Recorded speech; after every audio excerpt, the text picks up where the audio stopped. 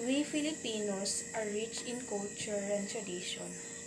An important part of being Filipino is our traditional arts and performances. These are not just forms of entertainment, they are our living history, our narrative memories.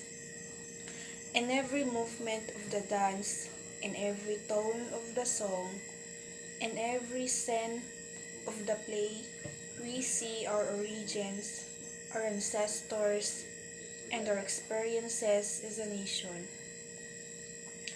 Let us consider the stance and movements of the dancers in the Singkil dance, the storytelling of epics through song and poetry, the showcasing of our beliefs and customs in ritual performances. These are not just arts, they are bridges that connect us to our past, to our roots. This is what introduced us to the world. But as time goes by, there are threats to the continuation of our traditional arts. Modernization and the influence of other cultures can lead to the loss of our valuable heritage. Therefore, it is our duty to protect and continue them.